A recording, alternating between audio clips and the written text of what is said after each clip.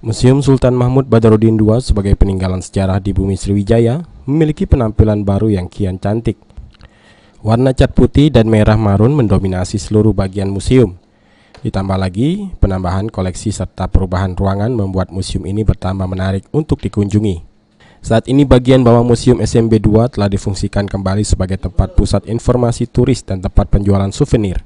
Selain menikmati barang peninggalan sejarah, di sini pengunjung juga dapat membeli berbagai souvenir seperti baju songket, topi, dompet, t-shirt, gantungan kunci hingga replika mini Ampera. Kira-kira bagaimana Mbak tanggapan Mbak setelah berkunjung ke museum ini sendiri? Kalau berkunjung di sini kan lumayan sering ya.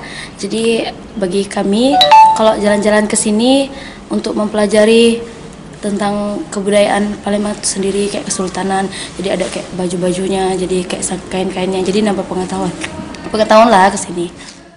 Hal ini tentu membuat peningkatan jumlah pengunjung wisatawan hingga 5% tahun ini. Oke, kalau untuk kunjungan wisatawan yang saat ini sudah kami data itu sampai bulan November 2018 itu sekitar 10.310 orang yang terdiri dari wisatawan umum, pelajar atau anak-anak, mahasiswa maupun wisatawan asing.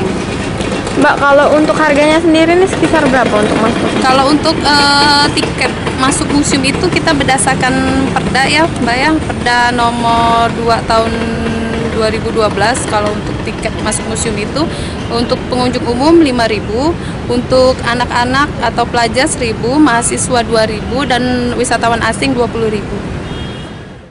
Renovasi yang dilakukan oleh pihak museum sendiri diharapkan dapat lebih meningkatkan warga untuk berkunjung ke Museum SMB 2 Palembang.